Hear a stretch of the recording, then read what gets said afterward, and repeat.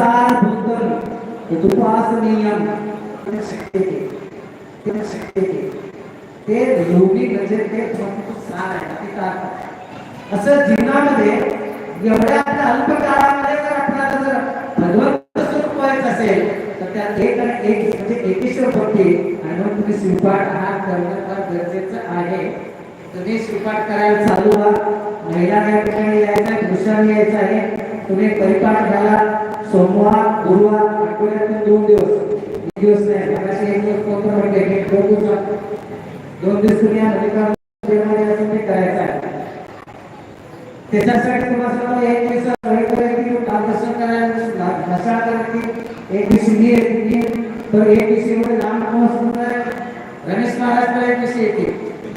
ते करणं फार गरजेचं आहे आणि ते करण्यासाठी भगवंताने आपल्याला जन्म दिलेला आहे. खाओ पिओ नशा करो इसकी के लिए भगवान स्वरूप होण्यासाठी आहे. कारण हा जन्म केवळ आणि केवळ भगवान होण्यासाठीच आहे. कारण आलं ते हा ऐसा आबला पण ऐसा कमाईचा मग कोण्या देई कराल साठा पहाव भेट करूंगा या आगे तुम्हाला सांगतो ही गेली घडी न हे करतो. म्हणजे हा जो क्षण आहे ते परत आपल्याला मिळत नाही. म्हणून तुम्हाला सांगायचं म्हणजे तुम्ही जागवा आणि हे जे काम करायला नाही ह्याला थोडंच गती देतो. हा चांगला मार्ग चालेल कारण हे भगवंताचं काम आहे आणि भगवंताच्या कामामध्ये तुम्ही भगवंताचे मावळे लागले आहे. जसे शिवराजाचे मावळे झाले पण स्वराज्याची स्थापना झाली तसं या ठिकाणी भगवंताचे तुम्ही मावळे लागला म्हणून मल्लिकार्जुनचं सुंदर या ठिकाणी तुम्हाला नाही पण असं त्याचं स्थान निर्माण व्हायला लागलेलं आहे. इथं आलं की त्याला आल्या समाधान वाटलं पाहिजे असं तुम्हाला स्थान निर्माण झालेलं आहे. हे केवळ भगवंताचं आहे. चिराग नाही होती. चिराग पण वाटत असेल तुम्हाला नाव म्हणायला पण त्याला बोलला नाव म्हणते नाशवाद करा तो त्याच्याकडून घेऊन गेला त्याला मातम केलं. त्याच्या देवाला तुम्हाला ते भगवंताने मनसूरमध्ये मल्लिकार्जुन एवढ्यासाठीच केलेलं आहे की त्याच्याकडे काम होणार आहे आणि त्याच्यावर काम होणार आहे. कारण मग त्याचे मावळे सगळे त्याच्या पाठीमागे लागले. कारण रामाने सेतू बांधला नाही. आम्ही म्हणतो रामाने सेतू बांधला. खरं रामाने सेतू बांधला का तिच्या सैन्याने सेतू बांधला बघा. तिथे खरं तर स्वतः चिदानंद बांधला का नाही. चिदानंदच्या सैनिकांनी बांधलेला आहे जे आपल्या डोक्यात ठेवलं पाहिजे.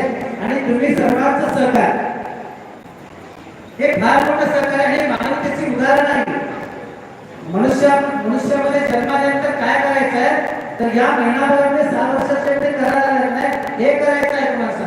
आणि तुम्हाला हे शिकवण आहे. हे शिकवण म्हणजे काय भगवंताचं नामस्मरण करणं भगवंताची सेवा करणं म्हणजे हे जे करता हे पण शिकवणच आहे तुमचं. आणि फार महत्वाचं आहे कारण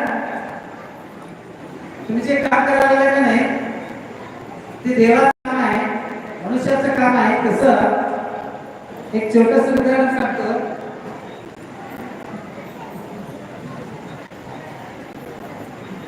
एकदा जे त्रिदेव आहेत ब्रह्मा विष्णू महेश हे तुम्हाला सांगतो जगाचे संचालक आहेत. जग पालन आणि संवाद हे त्रिदेव आणि या त्रिदेवाला मदत करणारे सर्व देव.